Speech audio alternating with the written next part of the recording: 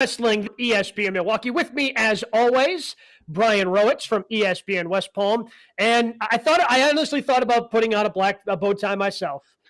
But Jonathan Hood from ESPN 1000 in Chicago. It is a special show here at GKW. We've reached the mostly end of the year, and we decided we are going to give out our GKW awards. So here's the match. Here's the order we're going to go. We're going to give our match of the year, moment of the year, feud of the year, promotion of the year, the event of the year, and then the female and male wrestlers of the year. And I feel like we can use wrestlers again because Triple H is in charge of WWE. We don't have to necessarily call them superstar. So we begin with our match of the year, which I think for us, this is one of the hardest ones potentially because we give out a match of the week each and every week here on GKW at the end of the show. So what did you guys have as your match of the year? Okay, well, this one, they're all very difficult because this has been a great year of wrestling for 2022. So I wrote down for my match of the year. As a matter of fact, here's what we'll do.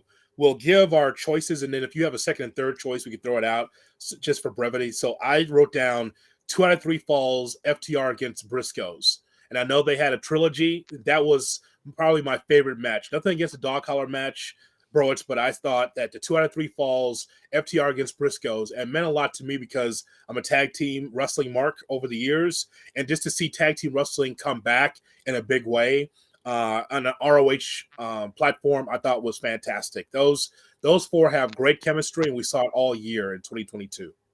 So it's funny, you talk about sort of the tugging of the heartstrings and you have the connection to tag team wrestling. I'm also going FTR Briscoes, but I'm going number 1. So Mania weekend in Dallas, Ring of Honor. And to me, the sort of like emotional connection was after the match. The lights go out. The Bucks are there. Like it felt like they were in a bingo hall in Philadelphia. Like seeing that and seeing those 2 teams in the ring for the first time. And it is crazy. And, we talked about it last week where as good as a dog collar match is, you almost had to step back and be like, all right, was this the best one or were the other one? And not getting caught up in the moment. But yeah, those 2 teams, they're pretty good at this wrestling thing. Well, Jay Hood took the second. You took the first. I'm going to go ahead and take the double dog collar match because – Come on. All right. Let's stop tape. We're starting over. 3, 2, 1. Because – and the reason why – so I went back and forth between the double dog collar and the 2 out of 3 falls. I went back and I watched both of them, and it's just – for the third one – coming up with something different and unique and doing a double dog collar match and then being able to take it to a different level after having the first 2 that they already had. That's why that one stood out more to me. And maybe it is a little bit more recency bias with it, but I mean, FTR and Briscoe, I think just they have that chemistry, the same tag team chemistry that, by the way, I think that the Young Bucks and the Lucha Bros have. Like when those 2 tag teams go off, like you get excited for it. I remember being there for the cage match at All Out in Chicago a couple of years ago. It was such, and you're going, man, I've seen this so many times. How do they figure out a way to top it? And they find a way to top it, just like FTR and Briscoes did during the double dog collar match just a couple of weeks ago. So that's my match of the year. I also I debated. I mean, it wasn't much of a debate. It was kind of between those FTR matches. But I want to have a special shout out for the Lesnar versus Roman match at SummerSlam. And I understand that's not a technical masterpiece, but it was a match we've seen so many times in WWE. But the cowboy, farmer, whatever, rural character you want to describe Brock as, and him driving a literal tractor to the ring and then lifting the ring up. It was they had to find a way to make it different. They found a way to make it different. They found a way to keep Brock engaged for 20 plus minutes. So that was on my short list of matches of the year. Again, not a technical Meltzer 5-star masterpiece, but one that was wildly entertaining that I absolutely loved. 2 more for me that was just consolation prizes. One, Cody, Seth, Hell in a Cell in Chicago. Like that's, I mean, what a great feud, number 1. But number 2, just it's something that we didn't expect to see. We didn't expect to see Cody Rhodes beat Seth 3 times, which we did in 2022. Sheamus and Gunther was an amazing match at Clash of the Castle. It was the best match at Clash of the Castle for me. Danielson Page in New York City, 30-minute classic. I thought that was a very great match as well. There's a lot to choose from, but those are just a few off the top of my head. So disappointing you guys didn't go Flair's last match. I mean, you talk about technical masterpieces. Flair was able to persevere through that match and, the last time of 2022. This could be a Jeff Jarrett free zone, but you, son of a bitch, had to bring up Jeff Jarrett, didn't you? Even though it was indirect, you still had to do it. I was really hoping, had to see him last night on TV. I didn't want to have to talk about it today, and now here you are making me talk about it. That is accurate. That is fair. I mean, the other ones I'm going to throw out, and he might come up later, but from a sheer wrestling standpoint, obviously Will Ospreay doesn't get the attention that he probably deserves because we're not watching him every week. But when we watch him, he goes out and performs. Him versus Cassidy at Forbidden Door, I think, sort of stole that show. It was a really good wrestling night. That, to me, was the highlight of that. And one that, you had to search a little bit for it, but we talked about it. Him versus a 16-year-old in a random bingo hall with GCW versus that Wayne kid. Nick Wayne versus Will Ospreay. Like, that was a damn good match. So those were there for me. And then WWE-wise, I agree that what you guys gave was fun, but Bianca versus Bayley in the ladder match, I think was, sort of the WWE match of the year. Like, those two really performed. I was really impressed by them. And I don't think we give enough credit to Street Profits and Usos. I guess probably the SummerSlam one, it's hard picking just one, but they had some damn good matches, and that was really before they became wrestlers again. So I think that sort of gives them bonus points that they were able to do something like that. That was a great match. It's one of the few times where the Usos have not lost. They've lost 11 straight times, by the way, as a tag team. And no one knows that, but it's like 11 straight times in these non-title matches. So those are our matches of the year. We now move on to moments of the year. What did you guys have for your pro wrestling moment of the year? You nailed it. The moment of the year, Gabe, Brock Lesnar with a tractor against Roman Reigns. Never seen that before, where he lifts up the ring. That was a hell of a moment. Like, it's, as you mentioned, you just laid it out for us in the previous category. We've never seen anything quite like this before. It was a tremendous match, and it was just laid out differently. But the idea that he brings a tractor in, lifts up the ring, and Roman rolls down like a Tootsie Roll all the way to the floor, pretty tremendous. That was a great moment in wrestling in 2022 for me. See, to me, I'm going Mania. Like, it's the Cody return. I think because of everything around it, and I feel like it was a month too much of like, whoa, Cody's coming. Whoa, Cody's coming. They were tricking us into watching Raw every week when we didn't want to watch Raw every week. We were like, you know what? This might be the night. This is going to be the Cody night. And even with us knowing it was going to be that night, the anticipation, the change of, hey, here's the guy who created a rival company now coming back to work for Vince. That to me was sort of that moment. When you said Mania, I thought there was only one place you were going, because this to me was the easiest one. Like, I've got on my notepad here, I've got multiple things written down in every category except for moment of the year. And it's Stone Cold. We got Stone Cold Steve Austin back to back at WrestleMania, and didn't think we were getting him on that second night. Like, the first night was fantastic, and props to Kevin Owens for doing the job for Stone Cold and being the type of match and putting together the type of match that Stone Cold could look good in. But then Stone Cold comes back out as a surprise on WrestleMania Night 2, and we get the Pat McAfee stunner moment, which was awesome. And then McAfee is just laying on the ground trying to drink more of Steve Weiser's. We get him stunning Vince McMahon, even though it wasn't that great, but it was still a fun moment for everyone.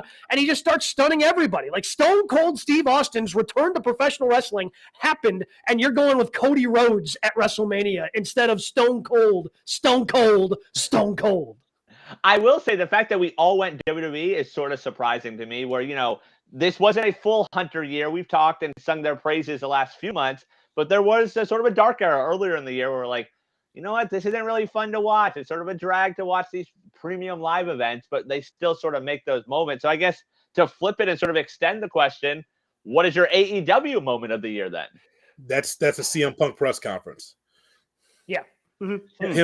Him eating baked goods and going and really destroying his own legacy in AEW was amazing to see in real time.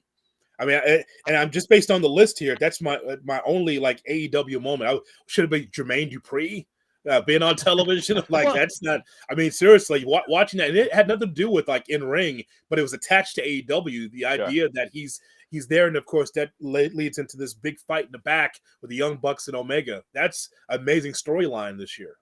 But WWE, for the first half of the year, I mean, now under Triple H, they're still a wrestling company, but he seemingly still subscribes to the idea that they're in the moments business, man. Sure. Like, they come, whether it's Raw, whether it's SmackDown, they have a lot of things that happen that, like, oh, that's going to look really cool in the 3-minute video that we play at the pay-per-view in the run up to the match. Like they are in the business to create moments. That's what they're trying to do. So I don't think it's that shocking that we have that, where AEW isn't that. They're in the business of putting together, when we go through matches of the year, Right.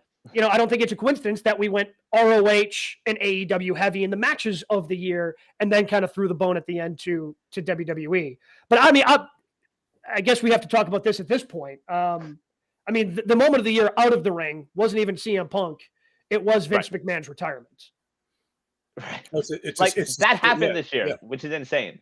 Yeah, that's the story of. That's not just the story of the year. The story of our wrestling lifetime. I don't think that we're underselling it here on GKW. When that story broke, and I'm calling Gabe, and I said, Gabe, the Vince McMahon is gone. What? I'm right there. And he runs to the studio. Like, that's the biggest story in wrestling since the closing of WCW in the early 2000s. Like, there's nothing bigger than Vince McMahon stepping away from the WWE. It's something I didn't think it would happen in the history of the show or my lifetime, but it's happened. Yeah, I agree with that, because you look, I think we started this April-ish, and even that, the way that company has changed, the way the roster has changed, the way, watching these shows has changed is because of that, because of the fact that Vince is no longer there. While that story is still going to have some legs in the future, because I think he still is going to, kick and scream, and I think ultimately the adults in the room will be like, no, you're actually done, Vince. So there'll still be times where it pops up, but like, just to see some of these guys and girls come back where it's like, oh, this is a completely different company, and we have two completely different companies to focus on when it comes to pro wrestling. Like, that's insane that it happened in this calendar year. So that's moments of the year. We move on to feud of the year. This was one of the ones that was pretty tough for me. I've got a number of lists of things that I've got listed here. I will say that I gave heavy thought to FTR Briscoes, which makes a ton of sense given that we all picked a different FTR Briscoes match. But the fact that it couldn't really be featured on television, that eliminated FTR Briscoes from feud of the year for me, because ultimately it ended up not being a feud other than a trilogy that we saw on the 3 ROH. We didn't get to see any build up towards it. We didn't get to see any interaction outside of the pay-per-views. So I eliminated FTR Briscoes. So they were not my feud of the year. What did you guys have for your feud of the year? Feud of the year, I wrote down CM Punk and MJF was a feud of the year. And I should have like 4 or 5 different choices here, but I don't. And as I was telling you guys before we hit record, it's just the lack of heat and also the lack of sustainability when it comes to long-form storytelling. AEW is a little bit better than that, than WWE when it comes to that, because they will extend a story. But I think that's too bad when you don't have like this big blood. We go to FTR and Briscoes because it's a blood feud, but it's not one of these things, as you just laid out, where week to week it's building into something else, and week to week is building into something else. It was just these 3 one-offs in a lot of ways. And so for me, because of the build, and again, for people that don't remember, go back and just listen to the promos from Punk and MJF and going back and forth, and the dog collar match that they had. It was just tremendous, when CM Punk was healthy, and all about AEW. Yeah. And that's the thing. You talk about building that heat and telling that storytelling. I feel like the key component to that is an MJF. You put him in there and you're like, okay, well, this is going to be fun. And to me, that's why, like, I had a couple here and they both involved MJF. It's MJF Punk or it was MJF Wardlow. Because the way they sort of told that story, and Wardlow became such a star without some, the obvious stuff we've seen, like, that was fun, and MJF was the key factor. The reason I didn't go there is just because of the way it ended. That, we had the payoff, but you also had all the drama of like, hey, is MJF actually going to show up to this show? And I think that sort of changed the ending of that one. For me, what I had for feud of the year, and it's one of the few long-term stories WWE had told, even with Vince there, Bianca versus Becky. It started at SummerSlam the previous year, and they actually told a really good story of Bianca coming full circle then the following SummerSlam and finally being able to get that belt off of Becky Lynch. And both characters, I think, throughout the course of that year ended up having nice twists, turns. Becky becoming, when she initially came, she was getting some bad guy heat, some heel heat, but people still wanted to cheer her because she was back. And then she kind of became the full-time, the absolute heel, holding on to that championship. And then, Bianca able to beat her at this past SummerSlam. That to me was feud of the year. Some other that I had on this list, kind of talking about FTR Briscoes and how they had to come up with different things. Like Reigns versus Lesnar, they did come up with different things at the beginning of the year, from the Rumble to WrestleMania. Again, it was a story that WWE has told many times. I think they did a pretty good job of it. Rhodes versus Rollins, the only feud really with Cody, the only feud we've had with Cody Rhodes in WWE. And of course, who could forget KO versus the Ezekiel family? That was clearly, they've brought that back. Feud of the year type of material. Just, shout out to KO for making something that bad, that entertaining. Now, you know what? You laugh with like KO and Ezekiel and that whole family. But why was that hotter than anything Bloodline versus blank? Yeah. Seriously, I think all three of us agree that in 2022, the Bloodline and that story is the best storyline in wrestling, correct? Mm-hmm. Mm-hmm. Okay, so who are they? Even when we got to War Games, when we talked about that and previewed it that week, it was like, okay, who's the Bloodline going to take on? And I said at the time, there's no real heat against the Bloodline. If they're the top of the top, not just in WWE, but in the business, then there should be 3 or 4 guys, like a faction, like back in the days of like the Horsemen against Dusty Rhodes, Nikita Koloff, that faction. It would be, the WWE, whatever faction that they had against 2 or 3 other people. Who's the faction against the Bloodline? See, and so there's a disconnect. They should, on this sheet, should be feud of the year Bloodline versus someone or some faction, and it's not. And this is why we're kind of piecemealing this together of, I think, good choices by all three of us. But if the top storyline of the business does not have like a real protagonist to go up against, then what are you doing? Like I'm not bitching about who they are. I'm bitching about the creative of, you don't have anything now except like Kevin Owens and whomever against the Bloodline. That's not great. Right, because there's no top heels in that company. Like, even those guys who, like, on paper, they're the top heels, but they're still doing the catchphrases. They're still doing stuff with the crowd. Like, they're not the type of heel where you're like, man, I can't wait till someone gets them, which the MJF is. So that, to me, is where that disconnect is from a storytelling standpoint. Yeah, like Brawling Brutes versus Imperium was... If you want to talk about like faction on faction, sure. WWE, like that, they've shown you they can do it, right? Like, oh, hey, we told this relatively interesting story with Imperium and the Brawling Brutes, and had the match that you mentioned earlier, Jay Hood, with Sheamus and Gunther at Clash of the Castle. Yeah. So they've shown you they can do it, but they just didn't build up. It was individual feuds, and actually, one of the more interesting feuds was probably Jey Uso versus Sami Zayn within the Bloodline. Like, that was probably if you want to talk about a storyline or a feud, like that was probably the most interesting feud that happened with the Bloodline in terms of long-term storytelling. And so, and because of that, it goes back to a conversation we had earlier this year about, okay, so the Bloodline's the hottest, and all of a sudden, and bro, it's hit on it, all of a sudden you got cool heels that killed the business. like there's this new NWO, right? Everybody wants their merch. Everybody wants to be Usi. Everybody wants to be with Sami Zayn. I get it. All right, so you're cool heels. Okay, while you're doing this, where is that those list of contenders against Roman? Like, the other side of the Bloodline should be, okay, we're going to take down this Bloodline because they're so dominant. They got all the belts. You got unified champion here. You got tag team champions here. You've got a number of guys here that are dangerous. You got Paul Heyman. So we're going to take them down. So where's that list of baby faces against those guys? See the point?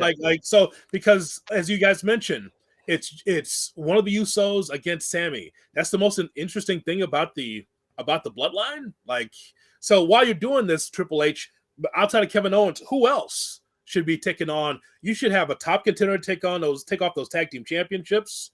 Someone to take out Roman. Someone to take out Paul Heyman. Sammy. Yeah. You don't have it, though. And I feel like we might look at it differently if the turn already happened. We talked about last week, like when that breakup's going to come, when they eventually go that route. Maybe if it happened already, we'd look at it a little bit differently, because whoever comes out of it is going to be, the other side of Roman. So maybe in that situation, we would have looked at it different.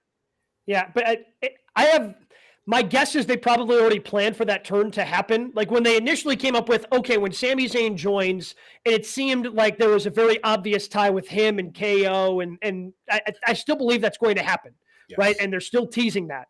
But Sami Zayn with the Bloodline has been more popular and has hit a bigger home run than they could have possibly imagined, right? So they just, as a publicly traded company, even though I would have maybe preferred the turn to already happen, I understand why they may want to hold on to Sami Zayn when he's saying things like feeling Usi and he's turning it into merch that people want to buy. I will say though, Jay, you talk about not having that other faction to feud with the Bloodline. On the polar opposite, I don't want that either, which is, JAS versus BCC, which I think just completed year number 17 of feuding. So there has to be an in between the two faction feuds. And that could have been because Anarchy in the Arena was such a fun match. And it was such a good match. Mm-hmm. And then they took it further. And if their Blood and Games match had been the actual blow off of that feud, I think we could talk about that as potentially being feud of the year. But because it dragged on for 17,000 more months, like everyone's just tired of it, and you're not going to talk about it as feud of the year.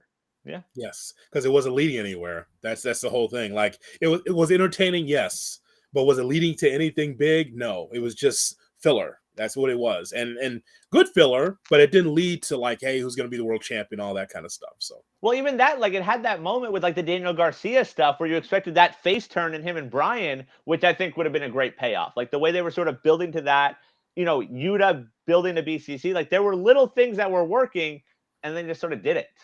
Well, AEW is the home of the tease, right? Right. Like, so you mean Britt Baker and Jamie Hayter are still friends after that 6-month tease? Like, didn't happen. They love the tease. You'd like to give you a little taste, but then it just goes away. I don't know what happens. Credit to them. They finally broke up Swerve in Our Glory. Like, I wasn't actually sure it was going to happen, but, hey, tip of the cap to you. You did it 7 months after you first teased it actually happening and putting the belts on them. So, hey, credit to them for finally pulling the trigger on that one. I'm still expecting those two to tag together in the next month or two. It's like, can they coexist? Who knows? Keith Lee, the most vulnerable man in wrestling. You know what? As a matter of fact, Swerve, you're correct. I will tag with you one more time for you to beat my ass one more time. I heard he's a very large man, according to sources. I heard that too.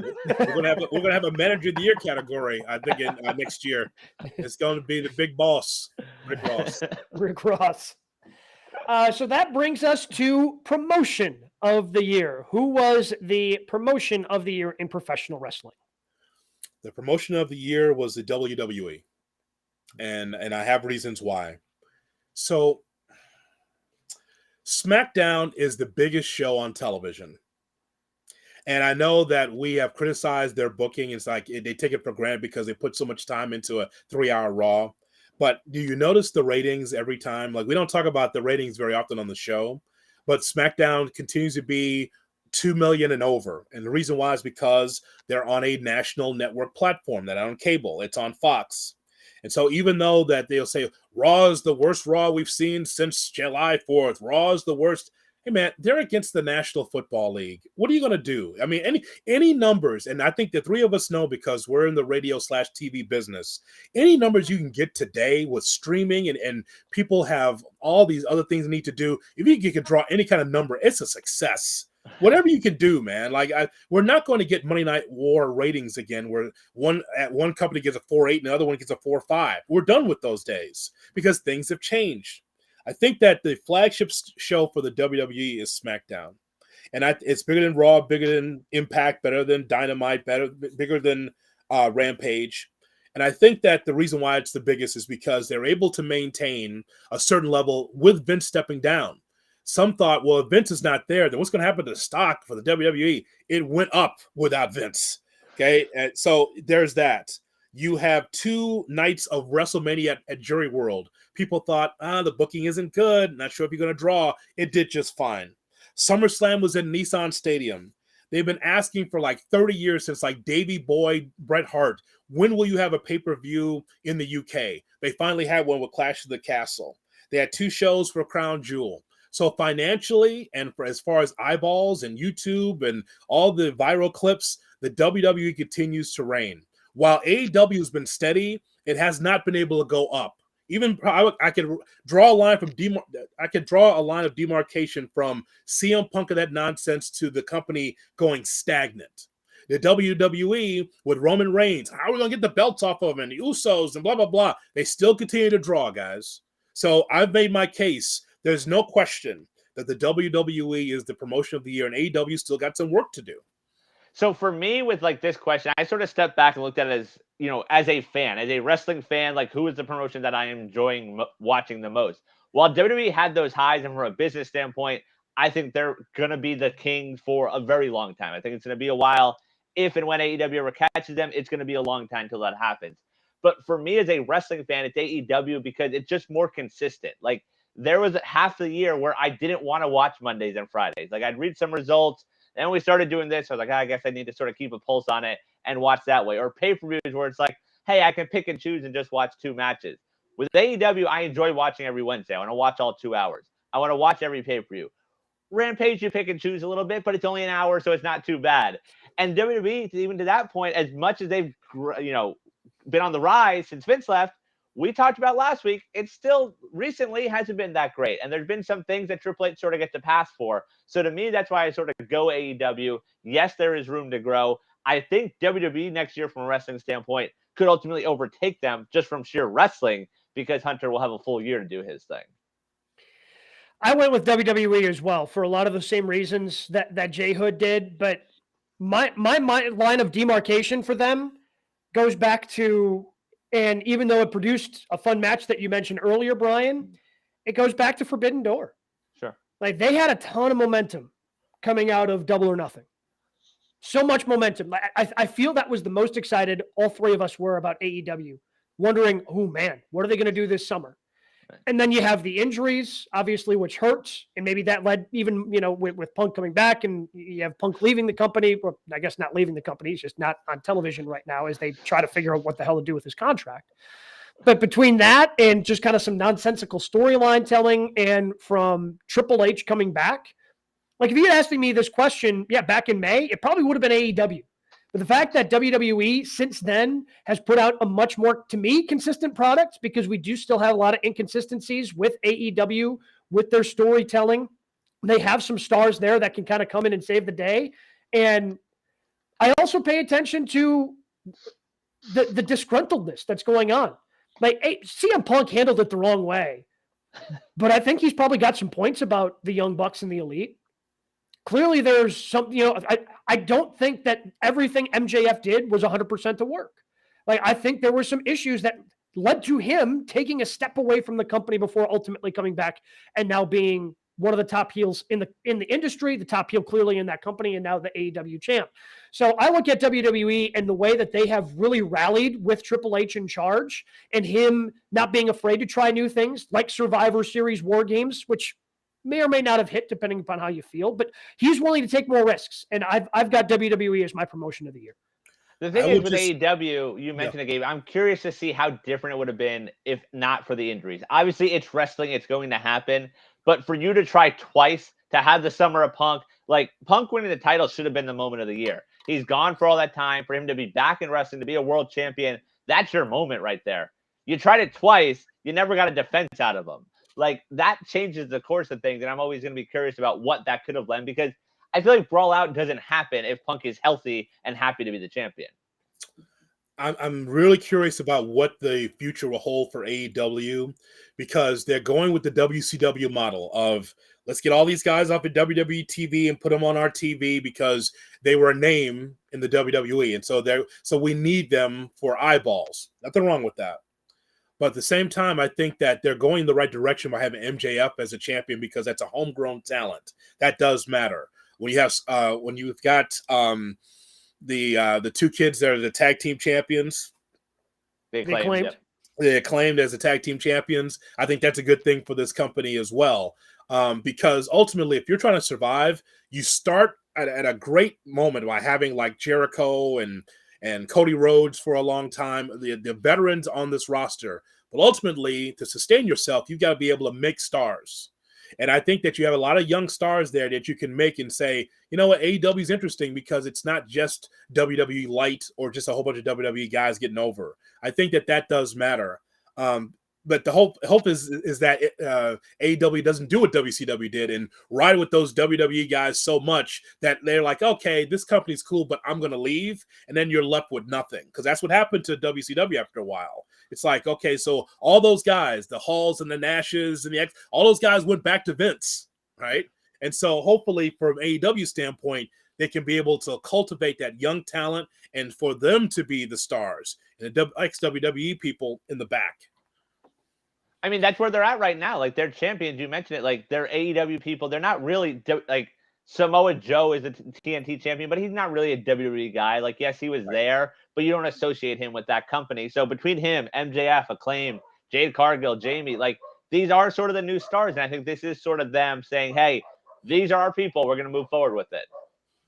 I'm surprised that you didn't go with Impact as the promotion of the year, Jay Hood, but that's just me. You know, seeing as how you're always in a hurry to get out of the show on Thursday nights to make sure you catch Impact Wrestling every Thursday. Where's the lie? Hello. Anybody there? That could have been moment of the year right there. Bobby Fish talking to nobody in Louisville. Where's the lie? Hello. Impact fans, hello. No one's here. We move on to event of the year. In 2022, what was your guys' favorite event of the year? AEW Revolution was my event of the year. And for those that don't remember, the main event, Hangman Adam Page against Adam Cole for the AEW Championship. I got myself a Jon Moxley, Bryan Danielson singles match that lasted 21 minutes. I got myself a Britt Baker, Jamie Hayter, Thunder Rosa solid match. And probably the one that stole it was CM Punk against MJF, the dog collar match that lasted almost 30 minutes. There was some really great action in that match, in that particular card, from top to bottom. And even though that was in Orlando, and I was going to lean Forbidden Door, but I think that that's going to be my card of the year. I think from top to bottom, I think they did a really great job. So I had the exact same show, and part of me was like, all right, how am I going to defend this? I also thought, so because it was in Orlando, I was there. I was like, my bias being there. The moments you mentioned, and then also on the pre-show, House of Black versus Pac, Penta, and Redbeard. Yeah. Like an amazing trios match. Eddie Kingston beat Chris Jericho that night. Like, that happened. Stretch like, plum. that was a thing. Yes. Yeah, I've never seen that move before. Like, Jericho really taps out to a lot of weird things, doesn't he? Stretch plum. The big giant swing. Like, what's going on? Yeah, so you had the, Jurassic Express win the tag titles that night. To me, that was sort of the culmination of the Wardlow star making. He was one of the most over guys that night. He wins the ladder match. Then he's involved in Punk and Mox. And then just, all that stuff that you mentioned as well. Like, that was a solid show. It was a fun show. Obviously, they're always going to be great wrestling shows. But I felt like you had some star making also with Wardlow. At the time, you were hopeful maybe there's something more there with Eddie Kingston. But I went Revolution as well. So I went Double or Nothing. Because that was the best I felt about probably any wrestling company coming out of a pay-per-view all year. I mean, I felt fantastic. You had Wardlow defeating MJF. I understand that was a squash, but people were into that in the Symphony Powerbomb, that he just finally got his hands on MJF and Wardlow finally got to be freed. So you were able to build a star in Wardlow, and he was super hot. You still had the Hardys on that card. Matt and Jeff wrestled the Young Bucks on that card.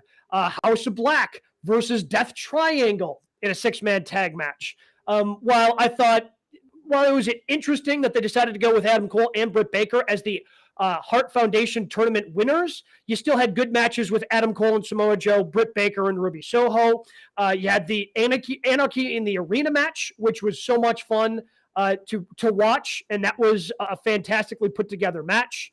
You had a three-way for the AEW Tag Team Championships with the Jurassic Express, Swerve in Our Glory, Team Taz, back when they were still together. And then, of course, you had the big night of CM Punk winning that from Adam Page. Everything went to hell after that, but that was an incredibly fun night of wrestling, and that was my favorite event that I got to see all year long. Well, you reminded me, God, boy, what a year we've had. Forgot that we got a chance to see Martha Hart for the first time since forever. Yeah. Because you mentioned Dr. Britt Baker and Adam Cole winning that tournament, right? Forgot we saw Martha Hart like dancing around and like happy, like, oh wow, look at the widow of Owen is back and she's happy. Yeah, I forgot that was part of the year too. Absolutely. Yeah, she basically gave the Owen sort of Hall of Fame speech that night. Like that, you had that special moment because of that. And it is interesting. Like, we get those shows, are fun shows. The one I feel like the three of us were most collectively just sort of excited about, and I think part of it was just sort of expectations, was SummerSlam. Like, I remember us doing the show that night. We're like, guys, like, that was a lot of fun. Like, there weren't those 5-star matches, but like when you come in and you're WWE Premium Live event, you're like, all right, here we go again. Like, that night was a pretty fun one on this year. Yeah, So, that was debated for me as was it going to be Double or Nothing, or was it going to be SummerSlam? SummerSlam was definitely number 2 on my list. So here's the question. So why is it not WrestleMania? Night 1 or night 2? Because I feel we're so into it, right? So SummerSlam has become the, I guess, insider wrestling fans WrestleMania. Sure. Like, WrestleMania is for a lot of casual fans. Think about Sami Zayn's year. Sami Zayn went from WrestleMania and getting a bowling ball between the legs from Johnny Knoxville to now being one in the hottest storyline in professional wrestling, and like not being taken as a joke because of what he did in the inside War Games, like being able to take out Kevin Owens, and like he's no longer, he was a joke at WrestleMania, no longer a joke now. So I just think of some of those, some of those matches, I guess, that happen at WrestleMania where it's more about the spectacle and it's not purely about, the storylines and professional wrestling. And, we get the Stone Cold moments. Like Vince McMahon had a match at WrestleMania. Like, Yes. Vince McMahon decided, I'm going to put myself in there against Pat McAfee. Like, that's what he decided to do. And that's why, while WrestleMania can be fun, I can't imagine WrestleMania being in my event of the year anytime soon as a diehard professional wrestling fan. Yeah, Wow. because that's the thing. Like, I agree with you. It's for the casual fan. And when you have, 19 hours of wrestling over 2 days, where for every Becky versus Bianca, which is a hell of a match, Brock versus Roman sucked. Like, that wasn't a good match. So, like, you have the spectacle, you have bad matches, you have good matches. Like, there's just too much to make it just a solid overall card. Yeah. Both cards had Brock versus Roman, and we all know which one was better, Brock versus Roman. Right. He was at Exactly. SummerSlam. Yeah, and you know what? I don't think that's going to change, even under Triple H. Nope. I don't. And I don't think it Okay. should change either. Like, Yeah. again, if you're a publicly traded company and you're able to draw and you're able to fill a stadium on back-to-back nights and get the attention that you get by bringing in the Jake Pauls, by having Pat McAfee have a match, and even though McAfee had a match at SummerSlam as well, because he's ingrained in the WWE culture at this point, when you're bringing in the outside people, like, yeah, no, I understand what WrestleMania is. I'm not complaining about WrestleMania. I just know what it is, and it's not necessarily for me. I'm still watching. I'm still glued. But WrestleMania is more for the casual fan, for the person that checks in, I wonder what's going on in professional wrestling, and they know that WrestleMania is the biggest night in pro wrestling. So they check in on that, and that's not for me, the diehard wrestling fan. That's what SummerSlam has become. Yeah, I think that's really fair. I think it's very well said. I didn't think of it from that standpoint, but I guess even from WrestleMania 1, that's what it's always been for the casual fan. Oh, look, it's Liberace. Look, it's Muhammad Ali. Look, it's the Rockettes. So that's what Vince wanted it to be. So I totally get that. I'm just looking at the card. So night 1 is probably better than night 2 because this is what we talked about earlier, Stone Cold and Kevin Owens. So that ended up being the main event. And then we got Bianca Belair against Becky Lynch. We got Cody Rhodes against Seth Rollins, Drew McIntyre, and Happy Corbin. So, and the Usos against Nakamura and Rick Boogs. Yes. Who got hurt in that match? Remember, he went down when he was trying to pick them up and tore something. That's right. That's right. So I guess you're right. The other thing I wrote down was Clash of the Castle as as a second choice or a third choice. Do you think leaving the cameras on too long at Clash of the Castle hurt them in your rankings? So then you had to watch Tyson Fury sing American Pie? I'm still mad about it. Still angry. Still angry. That's it. As talented as we are, we're wondering, like, hey, should that be off the air? What's going on here? Hey, good night, everybody. Shut this down. Because you know what? Because it took the piss out of it. That's why. It did. Right? Because it we did. wanted, because it was built up so well. You talk about AEW, the way they have their packages. WWE, you could tell this is Triple H's doing. The packages making you believe, Drew can win this thing. It had me believing, like, boy, if they have all these packages for Drew's coming home, it's the UK, he can actually win this thing. Then he loses, like, oh, that's too bad. And then Michael Cole is still on the air, like, Why are they singing? I mean, I'd be pissed off. There's nothing to sing about. Why are people happy? 60,000 people wanted Drew McIntyre to win. Let's end with a song. It took the piss out of everything for me. And why are you singing American Pie in the UK? I don't understand. What's going on here? All right, we've made it to our two biggest awards of the evening. Our female wrestler of the year, male wrestler of the year. We go first with female wrestler of the year. For me, for both of these, it was a two-person race. I'm curious to see what you guys rank these as. But who is your female wrestler of the year? Bianca Belair. Rowitz? Yeah, this was the easiest category. Like you mentioned, two people. I don't know how you get a second. Like this is the further way, the runaway. Like it's Britt one, and then everyone else is a very far second. Wait, so you had Britt? Sorry, Bianca. Oh, okay. I was about to say. Oh, yeah. So those were the two it was down to me for was Bianca Belair or Britt Baker, because Britt is the biggest star in women's wrestling for AEW. But I don't know if anybody had a better year than Bianca Belair, and I don't think they did in the female wrestling side. It's very obvious to me that she is a superstar in the making. That if she at some point chooses to leave WWE and go the Rock route, who knows what's happening with Sasha Banks route, but whatever she wants to do, I think she can do. And she is an absolute star in professional wrestling. If we combine these, it would be really interesting to see like who would just be in general the wrestler of the year, because I think she could make a very, very good case for that, because she is a huge star. In her own category, Bianca Belair is the best that we have going. And so I was thinking before I wrote this down, I said, has she had some classics? Well, it's funny that she's the best female wrestler of the year, and she still is working towards something. Like, I don't think that what we see is her ceiling. I think that there's more. When she takes on like the Bianca Belairs, when she takes on those like Becky Lynch and others, it raises her game. Mm-hmm. And so when she takes on a number of other superstars in WWE, I think it raised her game. Didn't she had a great match at Crown Jewel as well, just recently, guys? Yes. So she, again, her match of the year was the ladder match with Bayley. Yeah, a fine match. I thought that was a really good match. I think that the more she's in there, the better that she gets. I wrote down Dr. Britt Baker, I wrote down Toni Storm, and I wrote down Jade Cargill as the other choices. Listen, she's been undefeated. But as I've mentioned to you before, it was one thing when Goldberg was undefeated because it was working toward the title. She's a champion and undefeated, and it's kind of like, okay, how did this end?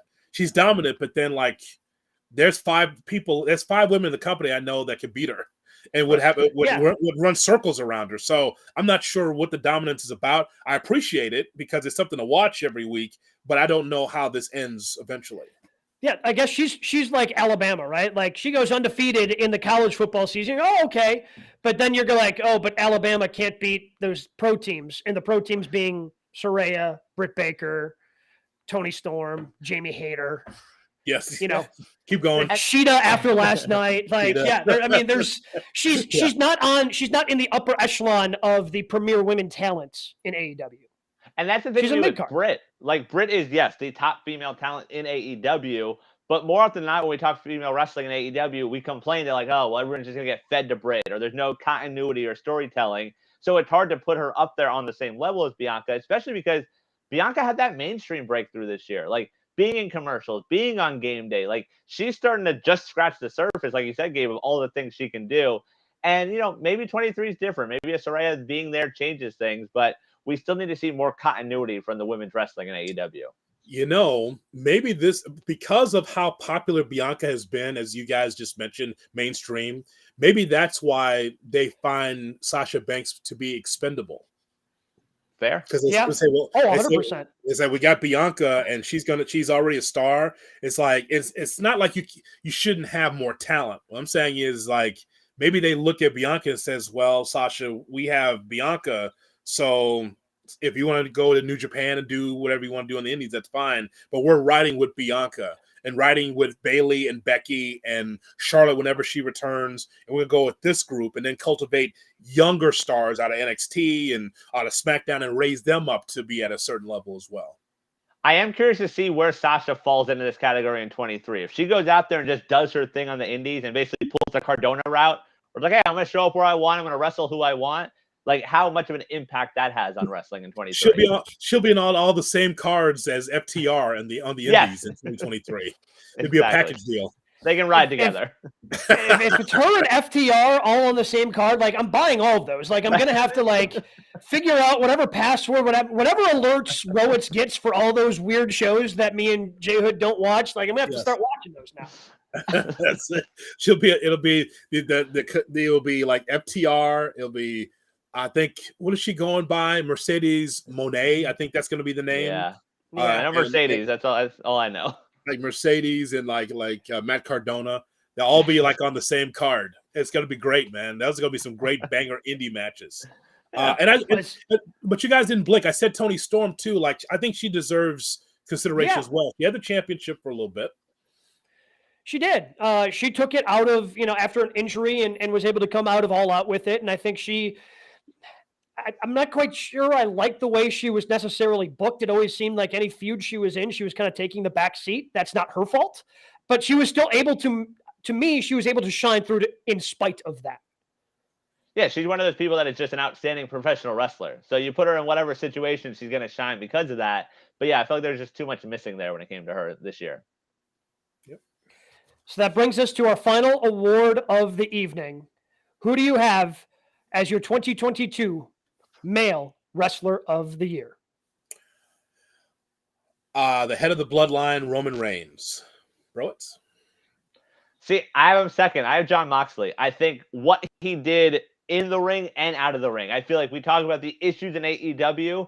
They haven't really been talked about the last few months. Yes, there have been some stuff, but I feel like him sticking around, him not going on vacation, like that was a big part of AEW sort of staying together and it not being the end of Brawl Out.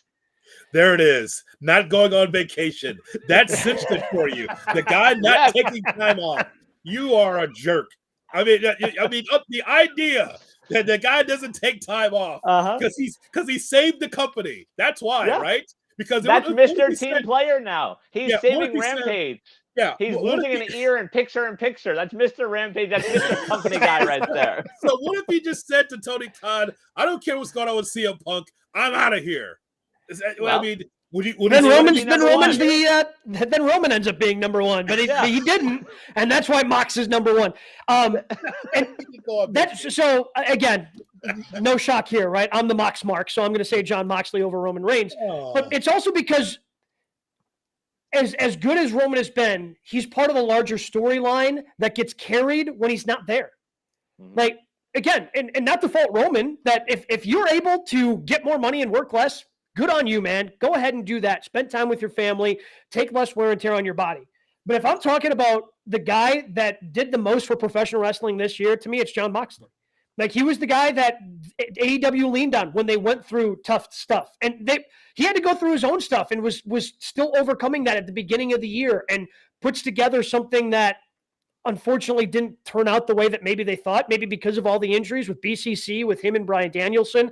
That was really cool at the beginning of the year. So he's got that. He's got being the world champ a couple of different times because they had to put it on him with injuries to CM Punk.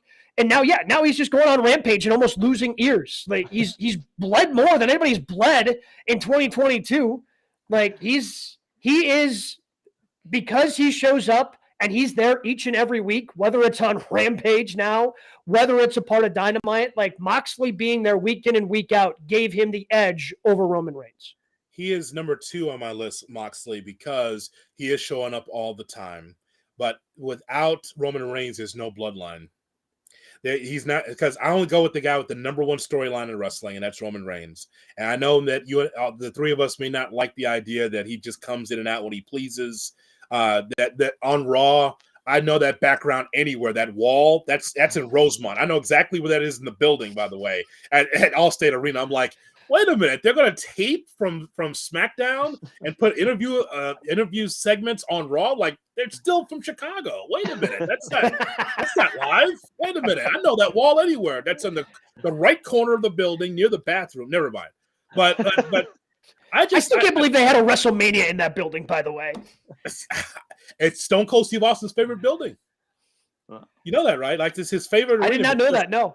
No, it's you can look it up. He says it's his favorite building because there is a wood ceiling, like the sound Yep. bounces off the wood, and so it stays in the arena, doesn't go out to the concourse. It's the loudest arena when it's hot. Of course, you'll never get that now. Yeah. It's WWE, so you're not going to get that kind of noise anymore. But he says when in the 90s, he said there was nothing like it because of how loud it was. So I wrote down Roman. I have Moxley second. I have Okada third. I have Cody Rhodes fourth. Okay. So the other names I have written down, I think we've talked about it. I think he deserves credit for it.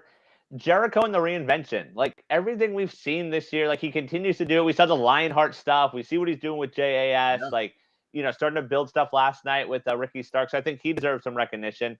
You mentioned Roman being the top guy, but like how much that is due to Sammy? Like the year he's had, which like you brought up earlier, Gabe, Johnny Knoxville to now the main event storyline, all in the same calendar year. That goes, sort of unnoticed at times. And the other guy that sort of CM Punk gave us earlier in the year, and from a wrestling standpoint has been there, is Dax. Like, as much as we talk about the tag team wrestling with FTR, he also had, taking on Cash Wheeler, taking on Adam Cole, taking on Punk, taking on Ospreay. He loses all of them, but he had all those matches also. So he's someone that should be in the mix. Yeah, he was never going to be, wrestler of the year, Right. but I understand giving him a special little shout out, because he did put on a lot of entertaining matches, whether it was the tag team, whether it was the single stuff that he did. But he's just, to me, it came down like, again, I guess with the way I approached this, I took a look at the two top wrestlers in the two top promotions. So in WWE, Bianca's on top of WWE, Britt's on top of AEW, Mox on top of AEW, Roman on top of WWE. And that's the way I guess I looked at this. It just became a 2-horse race in both of those categories for me. Dax Harwood is the young lady that comes to the bar and you see her every week and she either changes her hair to get your attention or she has new makeup to get your attention or she has a new outfit to get your attention. Every week you see her and she looks like someone different. You're like, why does she keep looking at me? Why does she keep changing her hair? Why does she keep, because that's what Dax was doing every week. Like, look at me. I'm in these banger matches. Yeah, but you're losing them all. So thank you for showing me, like, you're trying to get my attention. I see you over there, man. But I'm not going to talk. Bryan Danielson's dream. Put banger matches and lose. He's probably jealous of Dax. Like, I appreciate all these Bret Hart, dedication matches. And I will give him credit, though, because it wasn't like these are squash matches. I just wish he would have won a few. What do you think? What do you think Wheeler feels about that? I always wonder. Have you guys ever thought about this? Like, you see your partner go out there and he's always banged up. He looks like Stone Cold in his prime, right? He's banged up and got the knee brace. You ever wonder what Cash thinks about all that? Like, here I am in the back again, watching my tag team partner. And the weird part is Cash has shown he can go. So, like, I forgot this even happened, but looking back to his stuff, remember they faced each other in the Owen tournament. Yeah. Like, they had a one-on-one match, and it was a hell of a match. So, like, Cash not getting that opportunity is weird. But, yeah, I think he has to realize at this point, like, crap, I'm Jannetty. But I don't think they're ever breaking up there. So he doesn't have to worry about going through, the barbershop window at any point. I don't think FTR is breaking up at this point. Yes, I see you over there. And I'm still not going to give you my phone number. I see you. Yes. Nice boots, but I'm still not going to talk to you. Yes. Right. Nice jeans. Still not interested in you. Thank you, though, honey. Hey, he's a star. Big loss last night again, now in tag team wrestling. Another loss, yes. Yeah, another loss. But at least this was a tag team loss. They lost to the Ass Boys. God almighty. Yeah, the only time FTR can get on AEW television, they're losing. I don't understand it. This will be the peeling off of every championship now, right into 2023. I think this is where they're like, okay, we need to heal up after all of this, and we'll see you in the Indies. I think that's – but longer conversation, but that doesn't make any sense. Like, how do you not renew those guys? How do you not have those guys on your card? They want to be in AEW, but you just don't use them. And then Miro says, "Hey, hold my beer." How you allow Cody to walk away, William Regal to walk away, and then if you just let FTR walk away, like, I don't know what you're doing at this point. Oh, well, this is why WWE is my promotion of the year. See? Yeah, it's making a lot more sense. Because this, but by the way, you guys promotion of the year AEW, is a place where now some of those veterans that were once in WWE want to go back. Yeah, but that's the thing with WWE though. Like they released all those names also. They just happen to have them back now. Like Bray was released, Cesaro was released, like Dakota Kai. Like some of these names have been released. They just happen to come back now. So that's the only difference there. Well, Because of the different ownership. You got Jonah back on Monday, or whatever you want to call him now. Bronson Reed. Yeah, there you go. That went over like a fart in synagogue, did it? I mean, here's Jonah coming back, and people in Des Moines like, who's this guy? Who's this? Well, like how? I'm surprised. Like you just beat Ospreay. Like New Japan let you beat Ospreay, and now you've got to be second fiddle to the Miz. You helping him getting Gucci bags down from the ceiling? That's what you decided to come back for? Do you know how many sidekicks that Miz has had in his career? He's had like 5 or 6 of them. Like, so you want to be part of this package again? We just went through this with Ciampa. We went through this with Damien Sandow. We went do you know how many different guys that Miz has had to Alex have? Riley, who's returning, by the way. So I mean, so the whole thing with Miz is he's got to have a sidekick. So you're gonna go through this again, another sidekick? Just nonsense. Yeah. What do you guys want to see? We'll end this show with this. What do you want to see? Do you have a prediction going forward in 2023? Roach, you want to go first? Because I have a couple things rattling around. The main thing I want to see, and we talk about WWE, we mentioned it a lot.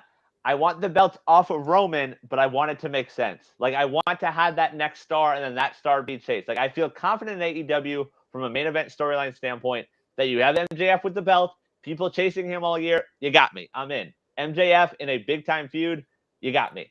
I want to see that next contender. I want to see Roman drop the belt. It's cool to see him be the champ, and it's, all these numbers. I want to see someone else at this point. Yeah, I'm with that one, and I wish – what my ultimate wish is that Triple H can come up with a way to keep at least one of the belts on. Like trying to figure out a way to keep both belts on Roman to me is going to be really just one of the two is going to be really hard, because part of it is he's controlling everything, and now you're just controlling one thing, probably on SmackDown. But you have to find a way step one is finding a sensible way to split the championships, both tag team and you're both top championships as well. So you have tag team champions on Raw, you have a champion on Raw, tag team champions on SmackDown, and a champion on SmackDown. For me, for AEW, what I want to see the continual build of Jungle Boy and Ricky Starks. I think those are the two baby faces that are going to be kind of lifted up. And I want to see one of those two guys take the championship off of MJF, maybe by All Out. We'll say All Out. So we went through a lot of things, guys, and we hit on Vince McMahon retiring, quote unquote, from the WWE back in July. We saw Jim Crockett Promotions come back just for Ric Flair's last match. We saw 205 Live shut down. We saw AEW Dynamite premiering on TBS. We saw Battle of the Belts on TNT. We saw the NWA with their own YouTube show, NWA USA. Ring of Honor is back. It was bought by Tony Khan. The CM Punk Young Bucks Omega fight. So a lot of things have happened in 2022. I think in 2023, guys, there's going to be a little bit of a struggle for Tony Khan to figure out what the next platform will be for Ring of Honor and for AEW. There's a lot of issues going on internally with Discovery and Turner as far as like all the cuts they're making and all the layoffs and all the firings that they've made. I'm wondering whether or not there's going to be a renewal. There will be TV renewals that will be up, I believe AEW next year, and late 2023, 2024, the WWE as far as USA package. So I'm interested in finding out if Tony Khan has another card up his sleeve. Because say, for instance, they don't want wrestling. And by the way, Discovery Turner has every right to say, you guys are doing a lot of swearing here. You have a sloppy shop at times. The action's good. The numbers are it's steady. It's not rising. It's steady. Their ratings. So I'm wondering if there's another card up the sleeve of Tony Khan as far as who else would want that brand. Who else would want to have AEW TV? Is it ESPN? Is it someone else? Well, is it Paramount? Who wants the AEW brand? if they cannot come to a deal, because that's coming up next year. Yeah, I mean I mean, I don't see Disney wanting this version of AEW. I don't think Disney's No. a fan of mother effers being dropped on their television network, so that No. might work against them in that regard. Yeah. And I think there is just something overall to just development, and whether it be young starts, to your point, Gabe. I think Tony did a good job listening to this show and doing Starks versus Jericho. I think that's the right next move for him, continuing to elevate him and not just saying like, "Hey, you had a great match. All right, we'll see you in a month." So like, continue to build. If someone's hot, don't take them off TV for 2 weeks. Put them back out there. Find something for them to do. And the Acclaimed is a perfect example of that. Like, wow, this scissoring thing's really going over well. Like, maybe we should, shut them down for a week. Or you put them on TV every week, and now you got a popular shirt, and all of a sudden everyone in the crowd can craft homemade scissors. So just having that continuity and being able to build, I think, is the important part. That will help them. Yeah, that will help them to establish what's going to be next for a television deal. That's important. Like, if they're not on Turner, like, where are they going to go? That's something that's really important to me as a wrestling fan. Yeah, I was just trying to rack my brain of, okay, sure, you could probably come up with a deal the way that Impact has one with Access, but how many people? I don't have Access.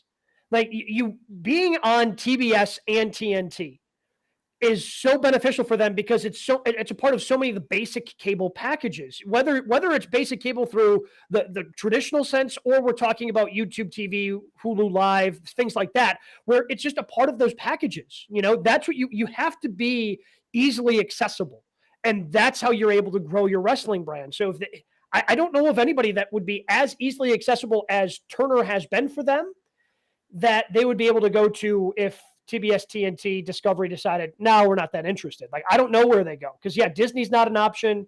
Like, ESPN's got plenty of college sports that they can play on Wednesday nights and Friday nights, or NBA games on Wednesday nights that they have as well. It just doesn't make sense to me for Disney to be involved with that. So Turner Discovery has to be the home for AEW. They've got to find a way to make it work. And AEW also, by being on Turner, gets that sort of accidental free advertising. You're watching the NBA, you're watching the NHL, you're watching baseball playoffs, you're watching Big Bang Theory, and you see an AEW commercial. It's like, oh, what's this? Like, oh, I recognize that Jericho guy, or whoever they put on to sort of be that face. Like, that's something I think can't be matched at this time. Well, their 2023 calendar will tell a great story, too, because they're going to be in San Francisco for Revolution. They're going to be in Seattle in January. They're going to be in Los Angeles again. They're going to be in some cities that they haven't been before to try to expand the brand, which is good for them. And they'll be overseas. Important. And overseas, too, in England, right? Yeah. That's great for them. It's something that's needed. And just, as we close, we got to just make sure that people know you can plant your flag wherever you want. WWE fan, AEW fan, New Japan, whatever. But it's really important for wrestling to be everywhere. And the indies are thriving now because you can go to your backyard and be able to see pretty high quality wrestling, because there'll be some veteran that you hadn't thought about in a while, and that's leading the card, and it's drawing money and drawing fans. So it's important for those that just like, screw AEW, I'm a WWE guy, or vice versa. Man, it's good for everybody. It's good for everybody to be able to wrestle. It's great that we can have a variety of things to talk about, because back in the day when WCW closed, it was just WWE. It was stagnant, and John Cena had to eat a lot of shit because it was just him and nobody else. And so I'm glad we have a variety to talk about. I completely agree. And you talk about planting your flag. I'll plant my flag prediction for 23. The moment of the year will be the Sami Zayn world title win. Come on, man. Flag. Like, you just couldn't help yourself. Like, I understand. I see your flag. Yeah, I understand. I see it. But like, small you flag. Realize that's not actually going to happen, right? Like, you understand. There we go. You understand it's not. Slow build. It's coming. How many more ideas would have to fall through for Triple H to pull the trigger on Sami Zayn? We're doing so well. And then this nonsense again. That's a great way to end the year. Just Sami Zayn. I mean, no Pizza Man thoughts. No thoughts on the Pizza Man. He had his moment, but there'll be someone else. Like, maybe there's another food cuisine to tackle. But he had a pretty big 23 or 22. I don't know if he's topping it. So good luck to everyone else in the food field. There is still one more week in 2022. So next week here on GKW, we will have our best of interviews. A lot of great interviews that we had in our first year here at GKW, including Johnny Gargano, talked with Anthony Bowens, among others. You can hear all that back next week right here on GKW.